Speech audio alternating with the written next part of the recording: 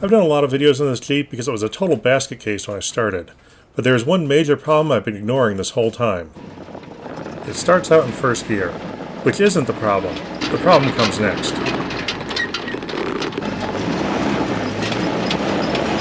Second gear works great most of the time. Going up hills is no problem at all. Just cruising along works. And then there's downhill. Off the gas. Nope, we're out of gear. We can't brake.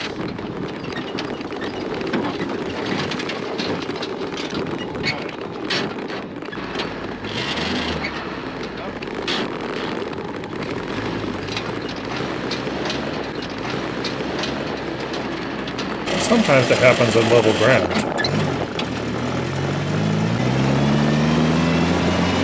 Turn works fine.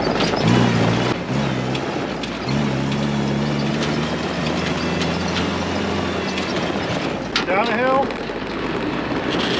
Oh, not a second. I need to fix this. It's common knowledge that when you go to rebuild your transmission, you should buy quality parts from a reputable source, not the cheapest parts you can find from some random seller. So I bought the cheapest parts I could find from random sellers, and I'm going to rebuild my transmission with them. For science.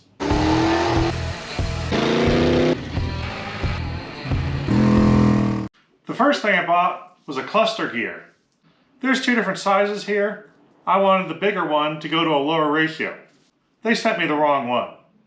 After quite a few weeks, I got them to send me the correct one. They didn't even ask for the other one back. Then the same seller had a bunch of other stuff cheap. I got a second gear, a synchro assembly, and a master rebuild kit. Then I had to buy the input gear that matches this larger gear. I got sent the wrong one. That's for this gear. Eventually, I got the right one. We're gonna have a smaller gear going to a bigger gear, and that'll make things better. I'm not gonna put this stuff in my old housing. That transmission still works. I've been using it for years like that. It's really not a big deal. You don't need second that often. So I need to find another case to put all this stuff in. We're in my parts shed. I know I have T90s in here somewhere. There's one. Yep, that's definitely a T90. Oh, hey, there's another one, looks like. And then I think, yep, there's one more back there. That looks like it needs to be rebuilt. This one's the one that's most apart already, so we'll start here. This is a T90A case, which is the one you usually find in a flat fender. The T90C is a later version that has the lower gears. Let's get this thing apart. There's water and stuff inside. There's plant life in there too. But it turns, so it can't be that bad. There is a lot of rust on the components in here. I don't think I need to be that careful on disassembly. And just make it up as I go along, as usual. It's got to come apart somehow. Probably be a good idea to pay attention to the order this comes apart in. But I might have to do it a little differently because some of those gears are rusted in place. We'll pay attention when we put it back together.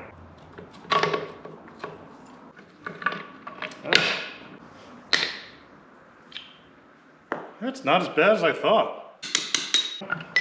Oh, this is going fine. More needle bearings falling out. There's the reverse idler. Easy as that. We got an empty case with just a little debris in the bottom.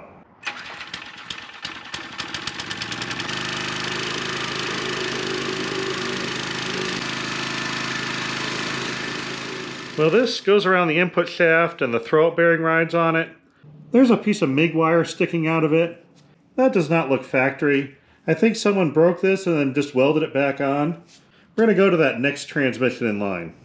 Here's the next transmission in the shed. I already cleaned it up a bit. As you can see by the grass and dirt stuck to it, that didn't exactly go as planned. Apparently my bucket wasn't strong enough for a whole transmission. Oh, here's pieces of my bucket. Now this one has an adapter on it. I have no idea what that adapter goes to. Obviously it's some larger bell housing. If anyone has any idea what this adapter goes to, please let me know. Identifying marks, there's a dip here. It's stamped in C4. There's a pulley over here on the transfer case side, and the groove on the pulley looks just about right for a cable. There might have been a cable going around here and over to pull the fork and release the clutch. Also, There's some kind of adapter sleeve on this throwout bearing.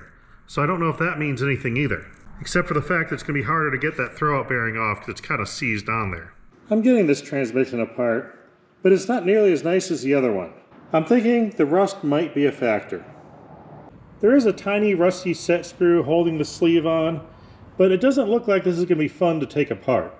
So I'm just going to not do that for now and move on.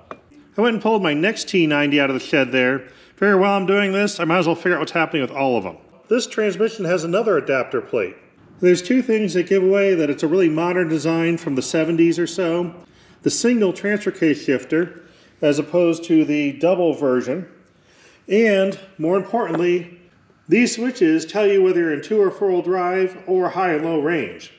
And it was around the 70s they started deciding that people really needed idiot lights in order to be able to function. That's what those switches are for. This has a shifter coming out the top. It also has the side shifter. This probably used to be a side shift transmission, and someone changed the top cover to a top shifting. Let's pull the cover and see what we got inside. Ooh, more rust. That seems to be a common theme. Yep, that's rusted up. Now when you take apart a pile of transmissions, it's a good idea to keep things organized. So I have everything in one big pile here. That seems organized. Just separated the transfer case. Big puddle of water came out. The transfer case does turn though. That's something. Gears have just a little bit of rust on them. That'll probably just act like a polishing compound and wear right in. There's water on the bottom of the transmission too. This transmission has a much longer input shaft and a much longer bearing retainer. There's no way that'll work. This must have been from a 6-cylinder or something. I'm going to ignore this problem for now and move on to less rusty things. Now there's my original gear. Here's the first replacement I got with 33 teeth, and that is the same number as the original one. You can see this one is noticeably larger. This larger cluster gear is only actually larger on one. It uses that one to drive the rest down here. You drive from the engine through this gear down to this shaft. And that goes up to this shaft depending on whether you're in first or second or reverse. On third gear, these two get coupled directly and it's always 1-to-1. By changing this gear to a larger one, you end up with a lower first gear, a lower second gear, and a lower reverse, while third remains the same. I want to compare these new cheap parts to the original ones. I know it's steel, but what kind of steel, what grade of steel, what alloy of steel? No idea. I don't know how hard it is either. And that's something you can't see visibly, but you can check with a file. You can drag the edge of a file across a part and get an idea how hard it is. Basically, if the file bites in, it's a soft material. If it doesn't bite, the material's hard. Now that's fairly hard. Let's compare it to the original one. The original is actually a harder material. Not by a whole lot. It's pretty close. These probably won't last as long as the original one. The original cluster gear looks totally fine. This gear is probably 50 years old and had a lot of miles. So these gears, even though they feel a little softer, might still be strong enough. Check the input gear shaft too. The file's doing nothing to that. The original shaft that the bearings ride on, that is very hard. Here's a new replacement one. The file didn't make a mark at all in the original shaft. It cut a groove right in the shaft supplied in the rebuild kit. The needle bearings ride here. You can almost see the marks there where the water made the needle bearings rust into the shaft a little. So that is kind of a critical part. There's one thing about gears a lot of people forget about. When you have one gear driving another, no matter which way it turns, they always push apart. There is some pressure angle that pushes them away from each other all the time. So if that gear is under load, it's being pushed that way. Now my old shaft, the nice hard one, is pitted and bad in one spot. But it's only in one spot. One side of this never sees any force at all because the gear is always being pushed in one direction. If I flip it over and put the pressure side on the good side, this will be totally fine. You can't just flip these shafts over. There's a plate that goes in that groove and keeps it from rotating. I can make grooves. Got a 5/8 bolt chucked up in the lathe.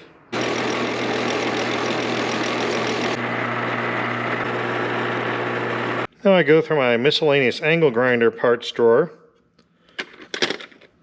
Something like that should do. Got the modified bolt tucked up in the spindle. And then I'll put the next piece on. This actually has a pilot for a regular cutoff wheel. Angle grinders use a real common 5/8 thread, so it makes that pretty easy to do. And we now have a very thin abrasive wheel in our mill. Now I'm going to use the height of the current groove to set the height of the blade. That height looks good. Now I'll go around to the other side.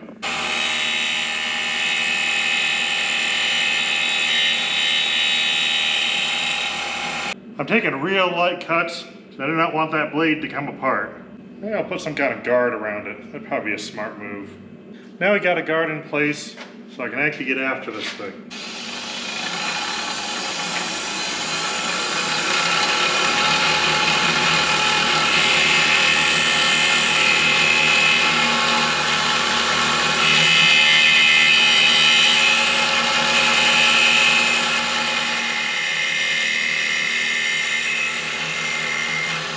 We got it.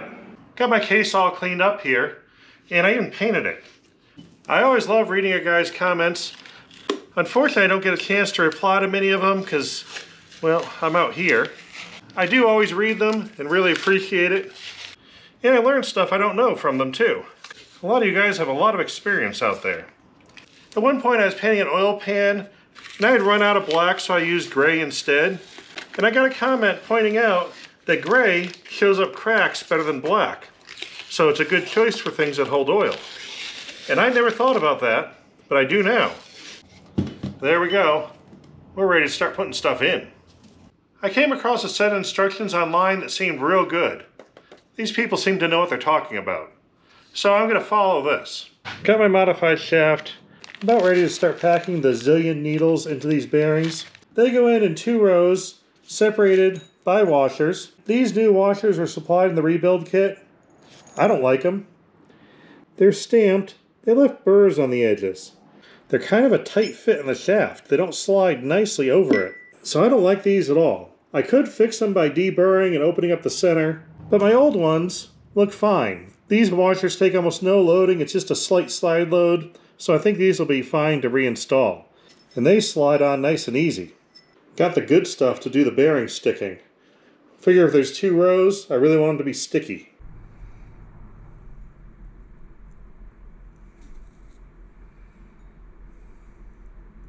I think I got all the needle bearings in. There's 2 extras left over, but I don't see anywhere else I can fit them, so hopefully they just gave me spares. But those all look totally packed. I installed this cluster gear in the case, and it didn't fit right. It had maybe a thou of movement side to side. It's supposed to be like over 10. So I figure I'll start with measuring the gear length. Now here's my old one, 6.889. Here's the new one, 6.890. Really only about a thou difference. That's basically the same. There's also thrust washers that go on each end, so I figured I'd measure those. When I measure across the whole washer, I get it's about 66, 67 thou. When I measure the edge, it's 61. This washer is stamped and it's bowed. So that thrust washer isn't flat. This is the one that came in the kit. Then I did the file trick. The new thrust washer digs right in. Old thrust washer slides across the top. This old thrust washer is a lot harder and a lot better material. So I'm just going to sand this down smooth and reuse it. I started sanding down this side, but the grooves are pretty deep and the part's symmetric. So I'm just going to flip it over and put the other side towards the thrust bearing. Oh yeah, that'll be fine.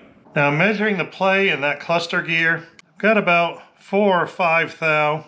Not as much play as it's supposed to have, but it should be enough to keep it from binding up, and it'll get more play as it runs. There's bronze thrust washers in there. I think this will be okay. Now this is the oil slinger that goes in the input shaft that came with the rebuild kit. That's nice and sloppy. Here's my old one. There's a little play, but this one's way better. The old one's going in. This is the old oil collector. It bolts inside the case. It goes around this gear and, I guess, collects oil. This gear is bigger. I can get it to fit in there, but the bolts don't line up. So here's the oil collector from that rusty transmission. I'm just going to snip off the bottom part that goes around the big gear and leave the upper part, and at least for sure I'll have the 2 bolts that will keep oil from leaking out the side of the case. Now this is the shape of what it used to be. That's what I have left. I had to trim pretty much everything away to clear that gear. So I didn't start with a good one. Looks like everything's going to work okay. I actually can't try this out because that bearing is retained by the transfer case. So I need to add a transfer case to hold that in place in order to make sure everything in here works okay. In this very well organized pile, I've got 3 transfer cases. That one has a lot of parts missing, and that one is a Model 20, which I can't use because that's the output in the middle, and I need one on the side.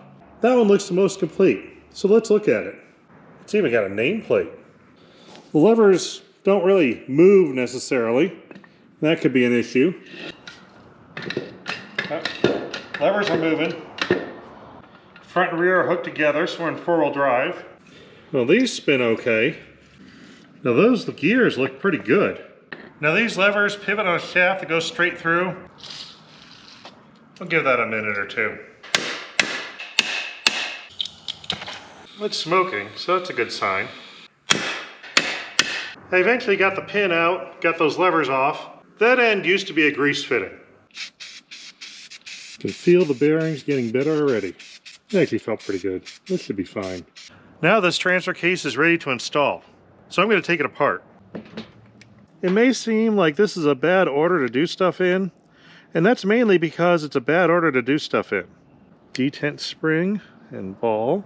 After I painted this, I realized I needed to make a change. There's 2 levers here. One's high and low, and the other one's 2 and 4-wheel drive. There's a little pill inside here that locks it, so you can't put it in 4-wheel drive in low range. I want to be able to put it in 4-wheel drive in low range, so I'm taking that out. We have to take this piece off and get those shift rails out to take that pin out. If you're doing something like this, it's probably worth planning ahead and deciding what you want to do before painting it. Oh, we got more rust in there than I expected. So we'll just pop that out of there. That looks kind of muddy. Rust. Yep. Oh no, that's... I don't know what that is. This collar slides on this shaft, and then these teeth engage the front output shaft there, and that is what gives you 4-wheel drive. That bearing's got a lot of rust on it too. The notches here are for that spring-loaded ball detent, so as you move it, it locks it in place. This one here is for that little pill that slides back and forth. This right here is a little piece that slides back and forth, and that rides on this groove. You've got the 3 notches here for low, neutral, and high, and this little area here where you're allowed to shift it.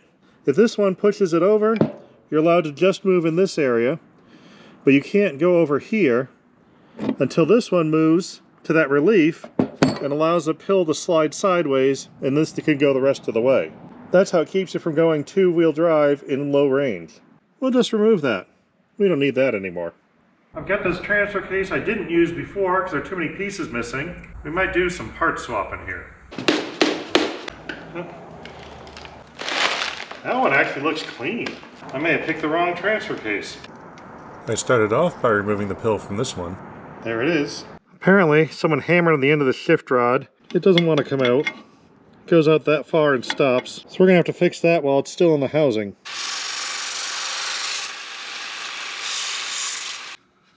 There we go. It's time to pop the cover off and see what it looks like inside. All right, assuming the cover pops off. That was stuck on there pretty good. Ooh, that looks good. That looks really nice. I'm shocked I own something this nice. Well, now we can see how the range gears work. This shift rod here moves that large gear. This is low range. The transmission is going to be driving this gear, which then transfers to this gear, reduces it by this gear. That drives the shaft. And this will be the main shaft that goes through. That's the high gear one. That's actually spinning faster than the shaft. So the shaft is turning at probably around half the speed it would be in high. And notice the seam right there where these are passing by. When you want high range, it disengages this gear. The splines in this gear just lock those two together. So that is high range. You put it in the middle with that knot locked together and this not engaged, and there you have neutral. And the engine can spin free and doesn't turn the shaft. I'm looking, everything in here looks really good. we're going to use this transfer case. For comparison, I'm going to pop the cover off this one. Ooh, coming closer. Those gear teeth are really severely rusted. That's not good. Those are pitted pretty bad too. Those are definitely the gears I want. But this cover's a lot cleaner. So let's just put this cover on here. Now I'm comparing the front drive shaft output. After I got the goop out, this one rolls okay. A little noise, but not bad. This one is silent, feels like new. So that one's going on. Picked up a gasket set for the transfer case locally. It's even getting the new seals for the shifter shafts.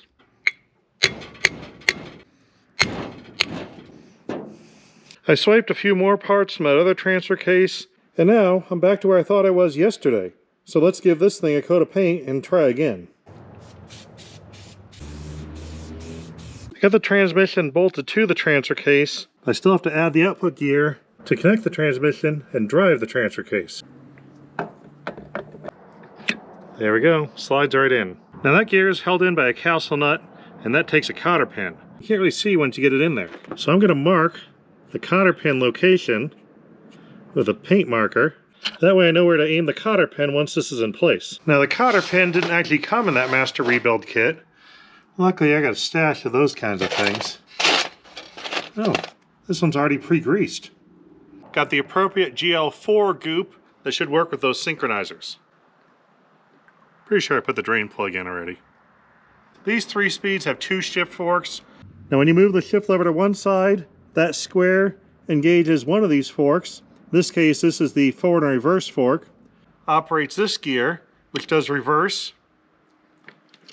And that seems to spin nicely. Then you slide it the other way, and that does first gear.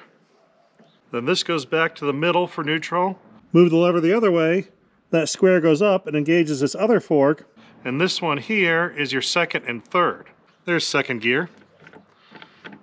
It's all spinning nicely. And there's third gear. Now that couples a shaft so everything turns at the same RPM. Let's get this thing up to speed. Got my standard smooth shaft adapter, which is a piece of heater hose clamp to the input shaft, hose clamp to a socket, drill goes in the socket, and away we go.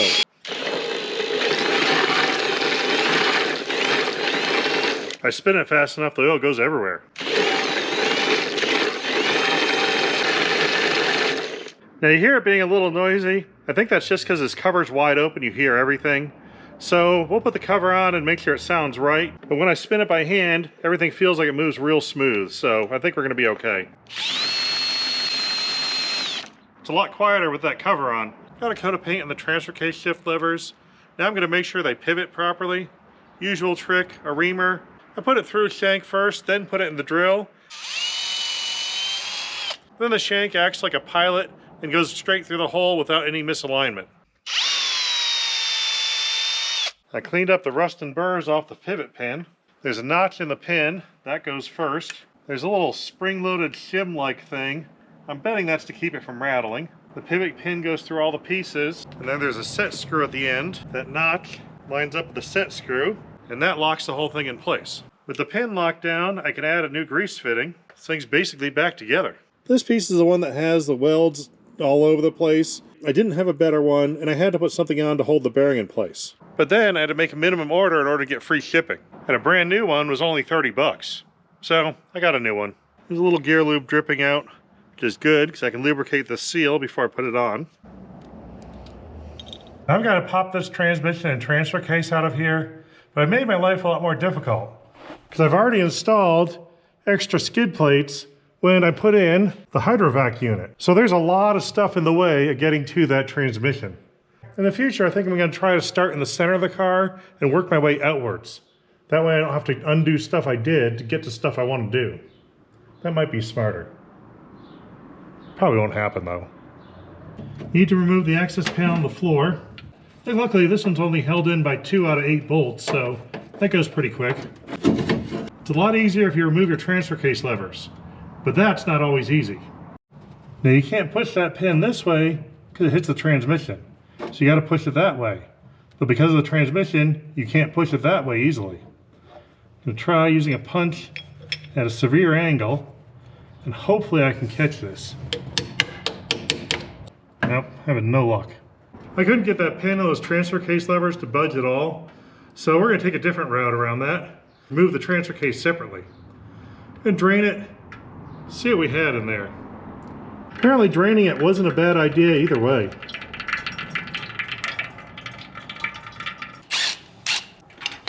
Apparently I'm draining the transmission oil also. Twice as much draining. I can tell where the level is. We're pretty close to done. We got to take out that input gear in order to get this housing to come off that transmission. This bolt was only finger tight.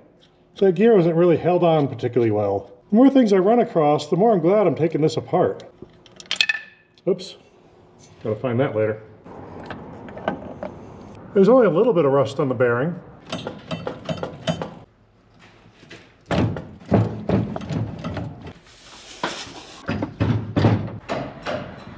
I can't slide backwards because of these levers, so hopefully I can move them enough I can twist it and drop them down. So if I rotate this way and then twist that way, it might come out. Rotate and twist. Okay, rotating. Apparently that bearing is stuck in this housing, so we've got to unstick it. Only tap on the outer race, going around in a circle. I think it moved. Maybe getting somewhere here.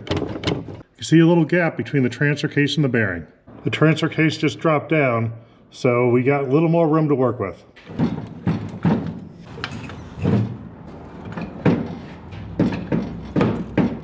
It's at this point I need to resist the temptation to cut that hole in the floorboard bigger. Could always weld it back up again. Oh, maybe go up. Go up to go down. This emergency brake's kind of getting in my way. Let's take that off. I think I could rotate it up more if this wasn't here, so I'm just going to remove it. Probably should have done this before I took everything else apart. Probably been easier to have done all this first. There we go. Do we have enough room to maneuver? Oh hey, speedometer cable. Good thing I took this off. I didn't see that before.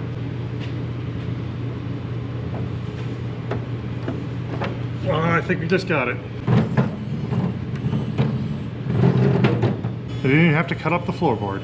Now, hopefully the transmission comes out a little easier. Got it unbolted from the bell housing already. There we are.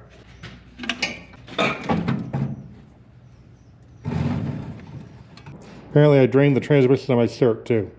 Try to get this clutch fork out of the way.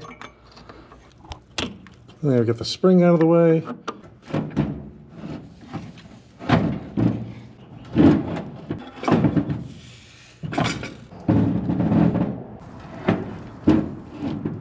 Looks like I'm not getting around taking that top cover off. So that's what I get for trying to shortcut the system.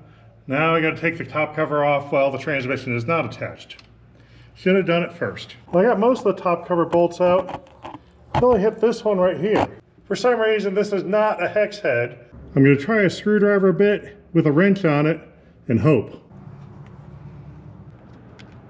I think it turned. Yep, it's going. I was a little worried about that one. I'll just shove that upstairs for a moment.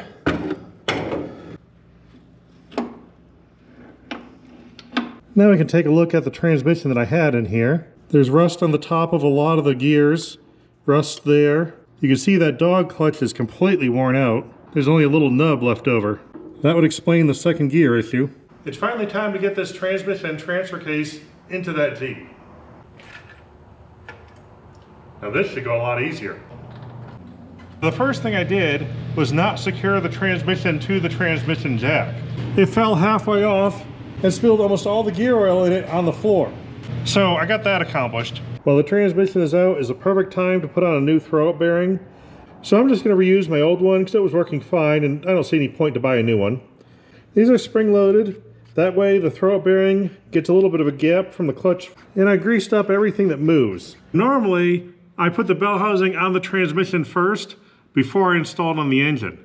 And that's because this clutch fork just floats around inside there. But it has to be inside here when you install the transmission. It's easy to do with the bell housing off, but I'm going to see if I can do it with it on. I pull the clutch fork out and I'm going to align it into these tabs and onto there as I push it in. Using the cable on the clutch fork to wiggle it around. Swiggle a little, slide a little. Oh, clutch fork just went in. And now it moves the bearing appropriately. I just have to get the transmission in without losing that.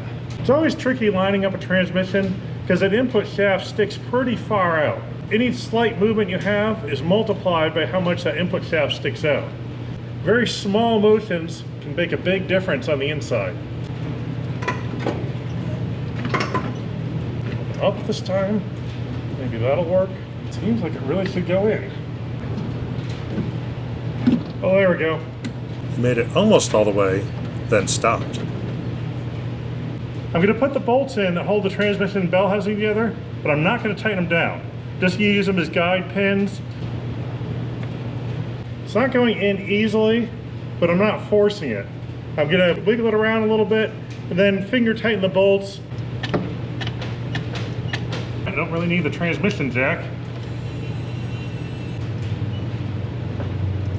This is a lot tighter than it should be. Turning this engine over all the way around, make sure there's nothing binding, because it doesn't feel right, but so far I don't see anything wrong. And as long as it turns free, it's all that really matters.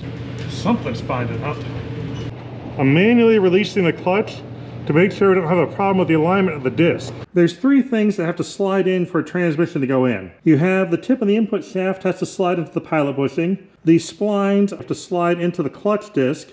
The outer diameter of the throwout bearing retainer has to fit in the bell housing. If this is bound up, it's real bad. That means that the engine, which is spinning here, is going to grab that shaft all the time, and the transmission will spin all the time, meaning you can't use the clutch. If the splines are stuck here, it means the disc won't move freely. The pressure plate will reduce the pressure on the disc, so it'll probably slip, and I could put it in gear, but I might end up with some grinding because it'll be dragging a little bit because it's not moving around freely. If this is the part that's bound up, it's really no problem. That just guides the transmission and bell housing into alignment, and that doesn't spin. So if it's tight, it really doesn't matter. As long as it's in there and it holds it in place, it's all that matters. Now we're real close here. That's a lot longer. That's a lot longer. The collar on that new throwout bearing retainer, that is holding this up. I'm going to violate the golden rule of connecting engines and transmissions. I'm going to use those bolts and cinch it down. This is definitely something I might regret and could cause damage. But I know that going in, so now it's just experimenting. I'm just going to do all the bolts, little at a time, and make sure it goes in evenly, straight. I use those bolts and shove that transmission in. Now I'm going to button it up, put the whole thing together, and find out the hard way what was wrong. This is the emergency brake that came off this Jeep. Looks like there's a bit of buildup here, so I'm going to try to clean this off and see what I have.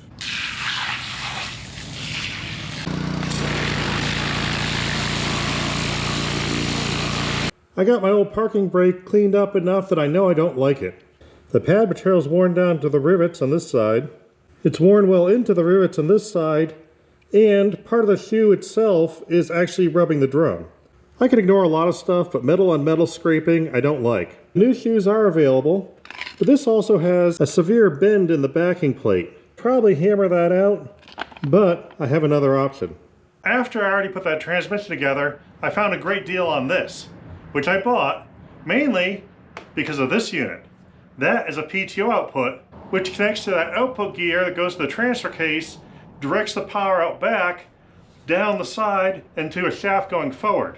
And you can engage and disengage it with a lever. That will come in handy. Since I have this whole unit, I also have this, an entire complete emergency drum assembly that doesn't look nearly as bad as my original one. It's always good to get lots of spare parts. A few spider webs, but looks a lot better. I've got the back of this transfer case housing off while I'm working on the emergency brake, so this is a good time to put a new seal in.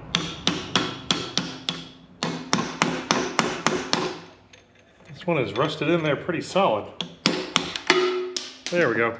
That transfer case gasket kit came with all new seals. I can put a new one in both outputs.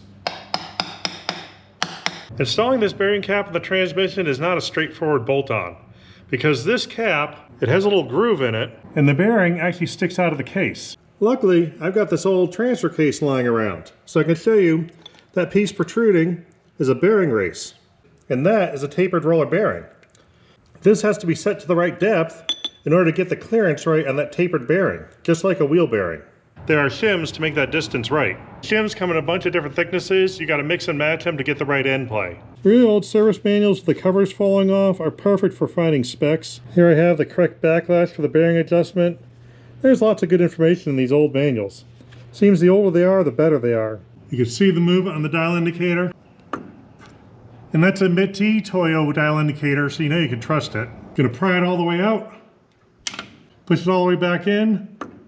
We got our end play measurement, and I think we're good. One other thing you can measure is the depth of that oil seal.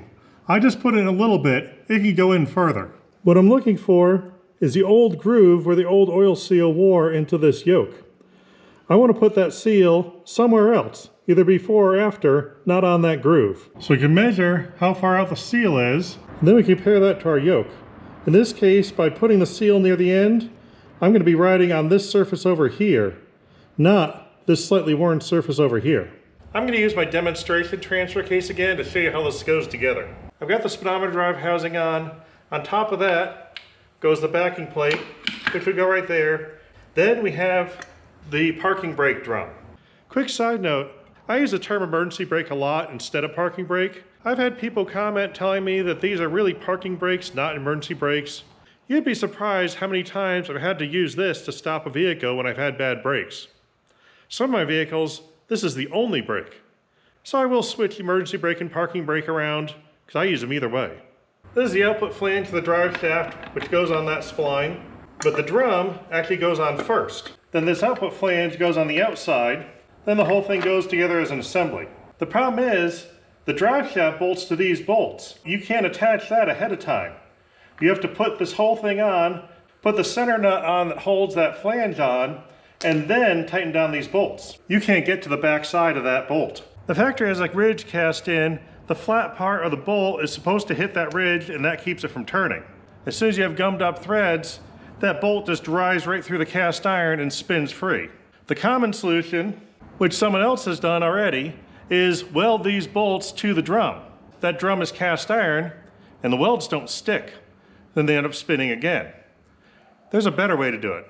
The first step is to tighten those bolts down. You can use some hexagon spacers if it makes it easier, and that will make sure the bolt isn't at some kind of weird angle. What I did was come in real low and on the side of those tack welds, because I don't expect it to hold to that cast iron. That weld will stick to the bolt head, so we made that bolt head a lot wider. Instead of that tiny little flat holding it in place, it's got a real long distance, and that'll handle a lot more torque. You don't have to care whether it sticks to the cast iron or not. The only thing you do care about is make sure they're all about the same size. You don't want to throw off the balance. I'm ready to install the rear drive shaft in this Jeep. The problem is, the rear drive shaft isn't ready to be installed. The first problem is it has a bad U-joint. Quite honestly, I'm surprised it's only one bad U-joint. But there's a bigger problem. These two yokes are not in line. I put the back one straight up and down, the front one is turned off at a pretty good angle. Now those two being out of line means this is guaranteed to vibrate. As the U-joints cycle through, the speed on this shaft actually changes. It speeds up and slows down as it goes through its rotation. You need these two to be in line so that the speed at the ends stay the same. When they're not in line, they're turning two different angles, and you get a bunch of different variations of speed, and then you get vibration. At some point in its life, someone took this drive shaft apart and put it back together wrong. So we got to fix that along with the U-joint. There we go. I'm going to put the U-joint in while this is separate, then put it back together. I'm going with a non-greasable style U-joint. That way I don't have to grease it. They're also slightly stronger. I always end up pushing these caps a little too far in order to get these snap rings on, and then the joint's a little stiff. Once that's all installed, I put it in a vise and support one yoke while I move the caps on the other outwards. So basically it's being held here. I'm going to tap right here, and that makes sure that that one cap is firmly against the snap ring. You don't need to hit it particularly hard, just need to move it a tiny bit. And do that for all the caps.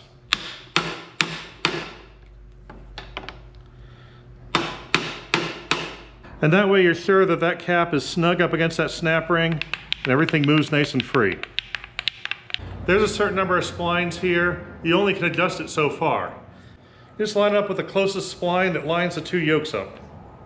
That's not it. Go over one spline. There we go. They're lined up. There's a little collar here. When this yoke slides on, you got to push that collar back over it, and that keeps the grease in and the dirt out.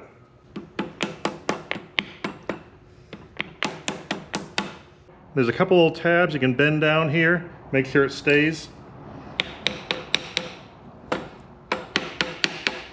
This thing's ready to install. I got my drum in there. A couple things I want to mention along the way. First off, the drum doesn't fit with the transmission installed. The floor plan interfered with installing it. I had to drop one side of the cross member down in order to open up that gap and get this on here. The other thing is notice how clean it is. I scraped off every chunk of dirt and grease and clumps of stuff that was on there, and that wasn't for cosmetic reasons. People are always worried about balancing their wheels. Well, some people. When I put ones on by hand, I usually don't balance them, but then again, my vehicles don't usually go that fast. But the thing to keep in mind is those things are turning at road speed. That's a 538 to 1 gear, so this drive shaft is spinning over 5 times as fast as those rims. And that brake drum is directly connected to the drive shaft. So this thing is running 3,000 RPM or so while you're driving down the road. That is real easy to get off balance. So I wanted to make sure there were no clumps so I didn't have any vibration coming from just dirt stuck to it. A couple other things to keep in mind.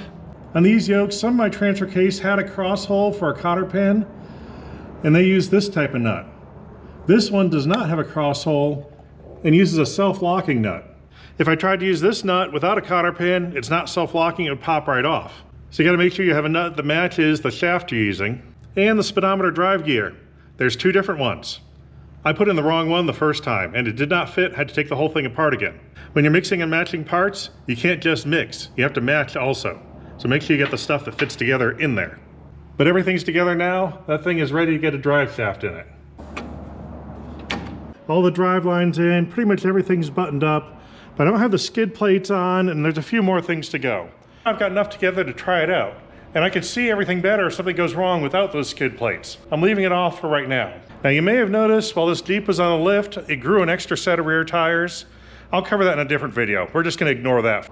Now comes the real test. Does that transmission actually work?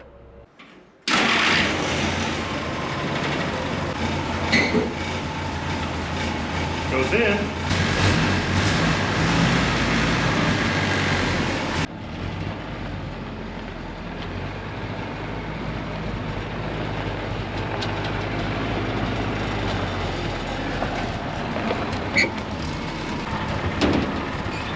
Now forward. I used low range because of limited space. The second gear worked fine. Even tried out third gear. That might have been a little much. In high range, the lower first gear was much better. I did extra testing just to be sure. Now it was time to take it out on the road for the high-speed 40-mile-an-hour test.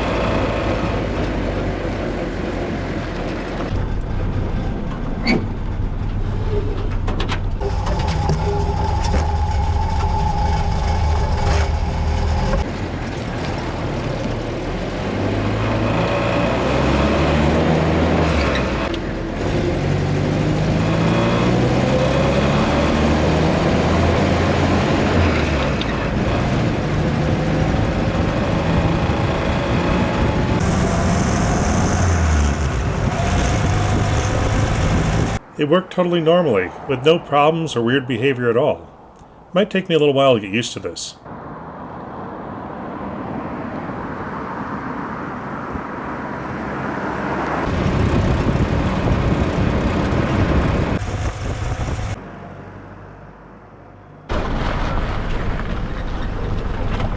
Well, that's it for this video. The Jeep is back up and running and better than it ever has been. I finally have a second gear I can use both up and downhill. It's kind of handy to be able to downshift into second and actually have it stay there.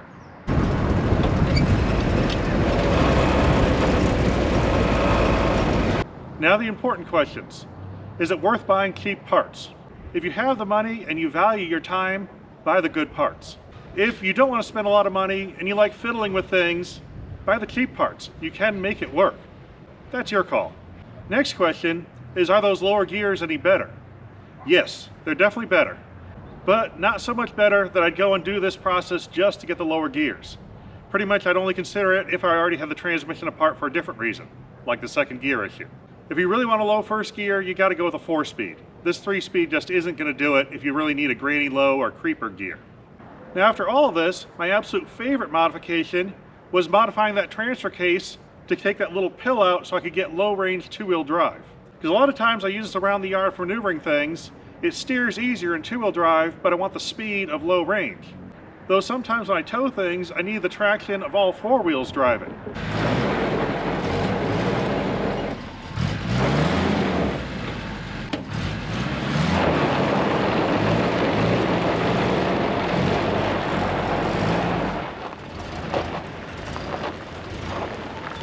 Previously, I had to hop out every time and lock and unlock the front hubs, but I'm getting too old for that. I like having a lever I can just shift back and forth and have 2 and 4 when I want, and always have the low gears and low range. And that modification was free, which makes it even better. Now I'm going to have to put the skid plates back on, change to some more off-road worthy tires, and do a little more testing, but for now I'm pretty happy. Hope you guys are having fun too, and we'll see you next time.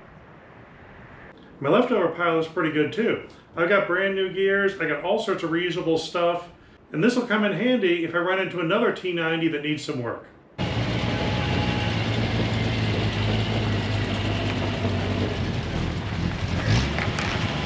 There's a lot of noises coming from that transmission. We'll probably need spare parts.